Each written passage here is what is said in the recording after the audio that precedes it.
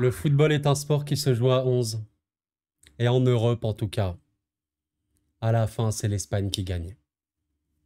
Mesdames, messieurs, Lamine Yamal, à 17 ans, devient le plus jeune vainqueur de l'histoire de l'Euro. Harry Kane a toujours son surnom de maudit. Mais oui, pourquoi je dis que à l'Euro, c'est l'Espagne qui gagne? Parce que l'Espagne est l'équipe ayant remporté le plus d'euros. 4 euros remportés, une seule finale perdue, rendez-vous compte. Et sur les 5 dernières éditions, l'Espagne l'a emporté 3 fois. En 2008, en 2012 et donc dans cette édition 2024. Bravo à l'Espagne qui était la meilleure équipe. Vous savez, le mot meilleur est un peu abstrait, mais en tout cas dans la proposition collective, oui, l'Espagne était la meilleure équipe. C'est une belle leçon.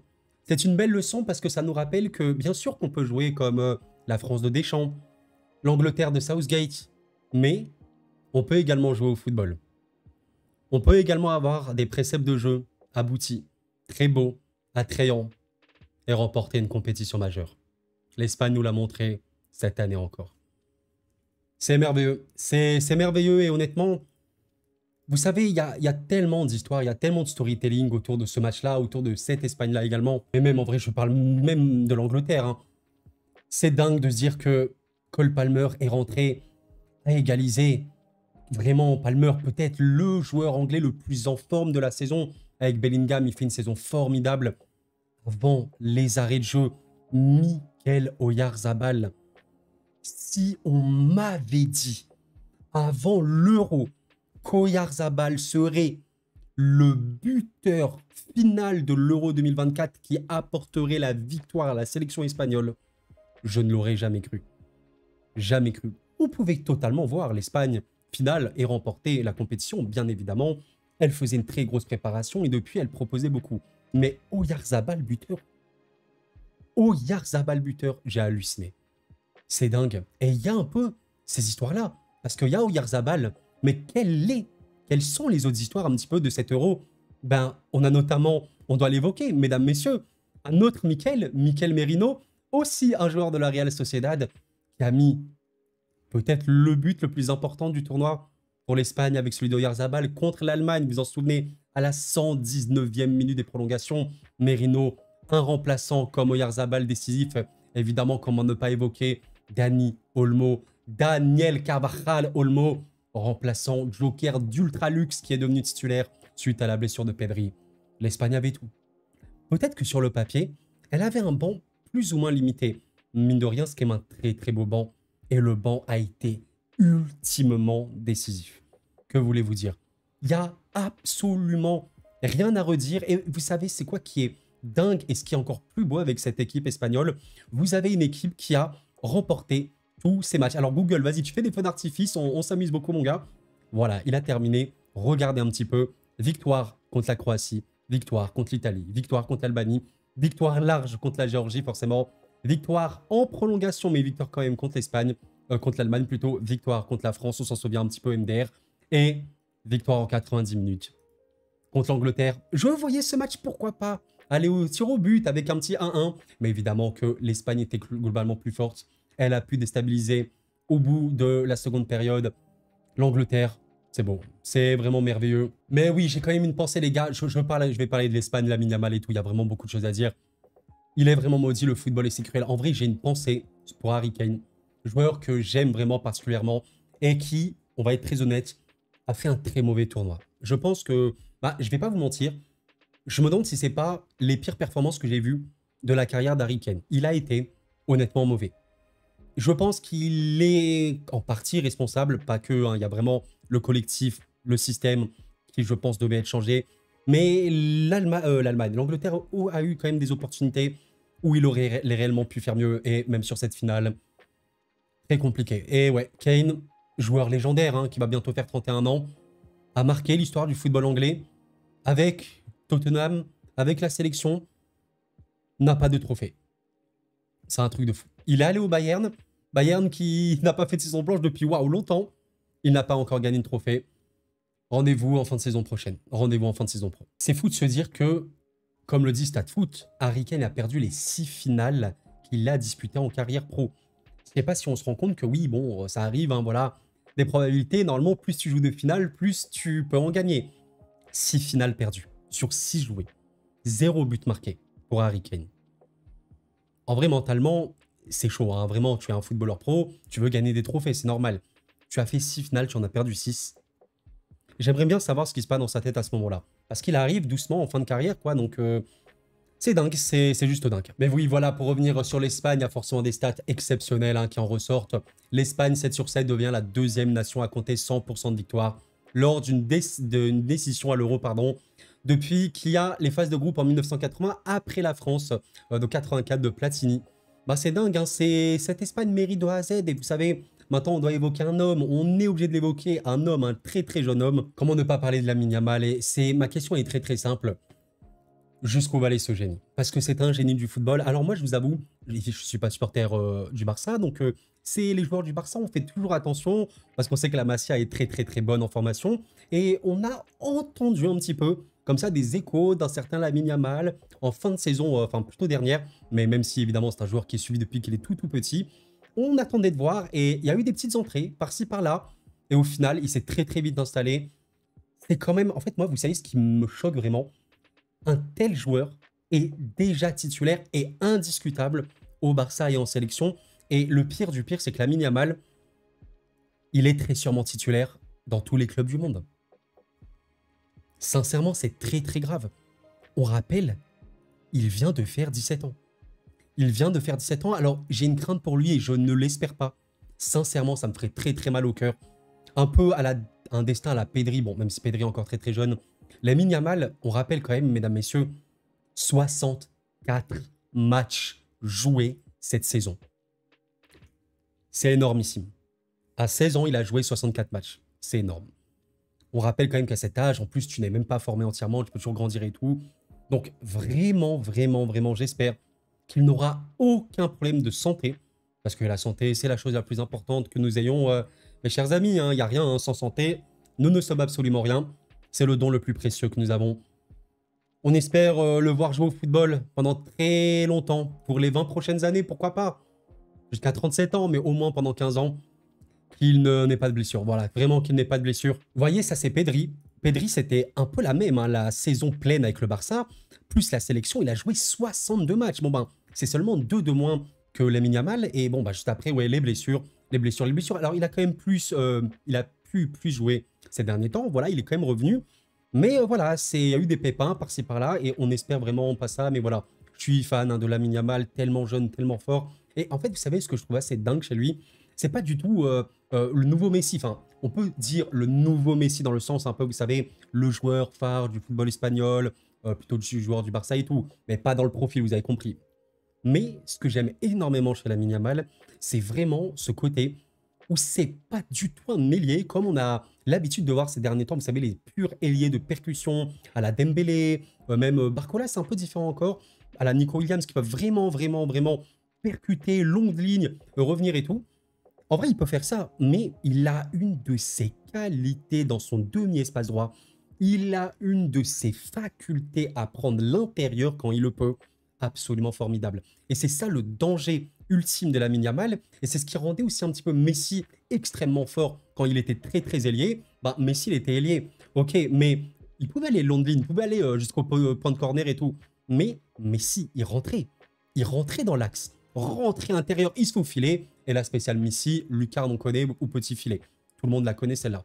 Bah vraiment, Lamine ressemble beaucoup, beaucoup à Messi sur ce registre. Un joueur qui est sur l'aile, qui peut rentrer, même si voilà, Messi après, par la suite, il est devenu vraiment numéro 10 et tout. On verra bien. Qualité formidable. En vrai, c'est trop, trop, trop, trop, trop excitant de suivre le Real et le Barça la saison prochaine. D'un côté, voilà, le Real et son armada, et de l'autre côté, le Barça, qui j'espère aura également des recrues. Parce que Lamine, c'est... Il a besoin d'être bien accompagné et waouh, ça peut devenir une légende suprême hein, du football de très très loin, très très facilement. Le mec a littéralement explosé tous les records possibles et imaginables. Même imaginez le fameux record de Pelé, le roi du football. Pelé qui était le plus jeune joueur de l'histoire du football à jouer une finale de grande compétition, à savoir la Coupe du Monde 58. Eh bien, Pelé a perdu son record. Pelé, il avait joué cette finale à 17 ans et 268 jours, si ma mémoire est bonne. Et Lamine joue une finale d'Euro à 17 ans et un jour. C'est un truc de malade. Moi, j'aime le foot pour ce genre d'histoire. Lamine, continue de nous faire rêver. S'il te plaît, continue de nous faire rêver. Bon, comment finir cette vidéo? En vrai, je pourrais parler de plein de trucs. Vraiment, cette vidéo, c'était vraiment du freestyle. On pourrait en parler pendant des heures de plein de joueurs. Mainou, il a montré beaucoup de belles choses.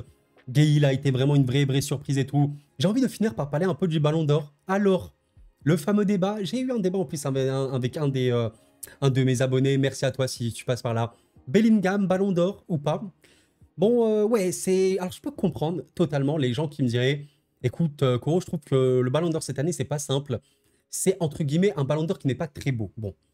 Il y a aussi, vous savez, prendre le recul des choses et se dire est-ce qu'il y a eu des moments importants pour ces joueurs-là? Je pense que Bellingham a eu des très gros moments. Il a porté le Real Madrid sur une saison complète, surtout en Liga. Je pense pas que le Real chope la Liga sans lui. En Ligue des Champions, c'était un peu plus compliqué, même s'il a moins stats. Il a été crucial, même lors de City-Real Madrid notamment. S'il ne fait pas son travail défensif, le volume, le repli et tout qu'il a, peut-être que City, au final, remporte le match. Là, mine de rien, l'Angleterre, je suis d'accord, hein, l'Angleterre, c'est globalement moche, il n'a pas été très présent, je suis bien d'accord. Bon, il fait une finale, il fait vraiment une belle finale, il est sur la passe de Palmer et tout. On verra bien, mais bon, est-ce que Bellingham Ballon d'Or? Est-ce que Vinicius Ballon d'Or? Il se mériterait totalement, même je pense Vinicius un peu plus. Lamine Yamal, Ballon d'Or, 17 ans? En vrai, je pense pas, mais Lamine, pitié, mettez le top 5. En vrai, c'est dingue. T'as vu, je supporte le PSG, mais pour l'histoire du football, ça aurait été dingue quand même de voir le Barça aller loin en Ligue des Champions, même perdre en finale, j'en sais rien, gagner. Là, Lamine aurait été Ballon d'Or. Les gars, à 17 ans. Là, ça aurait été, mais d'un choc, les gars. Je crois, je suis pas sûr, il faudrait revoir, mais le plus jeune vainqueur du Ballon d'Or sur ce siècle, je me demande si c'est pas Ronaldo, mais pas CR7, Ronaldo R9, quoi, le Brésilien. Je sais pas, mais très jeune, hein, peut-être 21 ou 22. Il aurait totalement explosé le record s'il avait eu.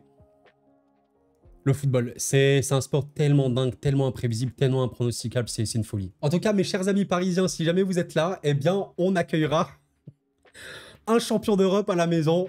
Elle est Mister Fabian Ruiz. On t'aime, Fabian, non, mais c'est un truc de fou. Vous savez, Fabian, c'est tellement une autre histoire, on n'en parle pas dans ces vidéos, j'en reparlerai, je pense, mais le cas Fabian Ruiz, il est tellement incroyable. Quand tu vois son année 2024, les insultes qu'il a pu prendre, notamment en 2024, alors qu'il faisait vraiment une année digne de ce nom. C'est dingue. Et Fabian est clairement dans le 11 des meilleurs joueurs de l'Euro. C'est dingue, ouais. On en reparlera, mais voilà. Le PSG peut compter un champion d'Europe, c'est cool pour une fois. En vrai, pour une fois, j'abuse. Hein. La dernière fois, il y avait quand même eu Verratti et Donnarumma qui étaient arrivés. Bref. Et pour terminer cette vidéo, j'ai quand même envie de rendre hommage forcément au chef d'orchestre de cette sélection. Parce que oui, sans chef d'orchestre, il n'y a pas d'équipe. Monsieur de la Fuente, merveilleux. Regardez un peu son palmarès. Euro U19, Euro U21, la Nation League quand même, qui est une compétition. Et l'Euro 2024 en plus d'avoir une médaille d'argent au JO de Tokyo. Formidable. Alors peut-être un sélectionneur extrêmement sous-coté, parce que voilà, on le découvre, j'allais dire, on le découvre pas vraiment, mais on peut aussi le découvrir dans ces très grands moments. C'est incroyable, il a gagné dans les sections inférieures, il a gagné la Nation League, qui est un sort de mini-euro, et il a remporté l'Euro de la manière la plus belle possible. Merci, monsieur de la Fuente. Vous nous avez redonné un petit peu cette flamme, cet amour qu'on avait pour le football de sélection. Et là, on a vraiment vu un truc merveilleux. On s'est régalé dans chacun de vos matchs. Bravo. Viva España. J'ai pas 1% de sang espagnol, les gars. Le Viva España, il est sorti dans le plus grand des calmes. Les amis, c'est la fin de cette réaction à chaud. C'est la fin de cet Euro 2024. J'ai un dernier message à passer pour les personnes qui aimeraient bien écouter ce message sans aucun problème. Vous pouvez partir si vous voulez dès maintenant. N'hésitez pas à laisser un petit like avant de partir quand même. Merci à vous. J'ai juste vu rapidement que Lamine Yamal a été élu meilleur jeune joueur de la compète. Lol, nous sommes étonnés. J'ai vu que Rodri était élu meilleur joueur du tournoi, qui est assez mérité, logique. Il sort sur blessure, hein. Il me semble qu'il était sorti sur blessure, là, sur cette finale contre Zubimendi, mais j'aime bien dire, dans le football, bien voir et aimer le football, c'est aussi bien comprendre les rôles de joueurs comme Rodri. Parce que Rodri, quand on voit sa saison, mais même la saison d'avant, et même la saison encore d'avant, ouais, c'est largement, mais largement, un mec qui peut prétendre au Ballon d'Or. Mais étant donné qu'aujourd'hui, vous savez, le Ballon d'Or, c'est très axé stats, très axé moment clutch, ce qui marque les esprits, les joueurs comme Rodri, voilà, ils peuvent pas non plus trop percer, même s'il a déjà marqué des buts cruciaux avec City notamment, avec l'Espagne également, voilà. Mais oui, Rodri, Franchement, je pense vraiment que vous me dites, tu prends qui comme joueur pour un 11 directement au début de l'équipe, tu peux prendre Rodri, il est trop important. Le milieu, équilibre parfait. En plus, c'est trop fort dans tous les aspects du jeu. Bon, bref. Le dernier message que j'ai à donner, c'est juste un remerciement global, général, pour les personnes qui me suivent, soit depuis longtemps, soit depuis très peu, soit même de cette vidéo. On ne sait pas, merci infiniment. Ce fut une saison très riche sur la chaîne. Je ne sais pas si vous avez vu le nombre de vidéos. Il y en a eu 340 environ. Il y a 365 jours dans l'année. Oui, il y a quasiment eu une vidéo par jour sur la chaîne. Mais j'aime beaucoup ça. J'aime beaucoup ça. J'ai décidé vraiment de me lancer et de me consacrer à YouTube, même si bon, je ne peux pas faire que ça non plus. Mais j'ai décidé. Et merci à vous, quoi. Merci à vous d'être là. Il y a aussi cette part un peu de chance. YouTube te met en avant ou non. Si YouTube ne met pas en avant, bon bah voilà quoi. Moi je fais ce que je sais faire. Parler de football, partager ma passion, sans aucune animosité, sans aucune, je sais pas comment vous dire, décrire la chose. Voilà, sans aucune prétention ni rien. Je partage une passion. On en discute tranquillement et voilà. Donc il faut que YouTube fasse son taf. Merci à YouTube quand même de m'avoir mis en avant. J'aime bien le quand même. Merci YouTube quand même, hein, merci beaucoup. Et voilà, ça fera bientôt 1 an. En fin juillet, ça fera 1 an que j'ai lancé cette chaîne. C'est une folie quand même. Hein. 1 an, c'est très beau. Magnifique. Au-delà des chiffres, des stats et tout, sincèrement, et je l'ai dit depuis le début, le plus important pour moi, c'était d'arriver à créer une communauté. Et voilà. Sans vous, il n'y aurait rien. Et ça, je parle, je pense, au nom de tous les youtubeurs, même des plus gros, même les mecs MrBeast, mondialement connus, hein, ou je sais pas, en numéro 1 en France, c'est qui? C'est Squeezie, Thibaut InShape.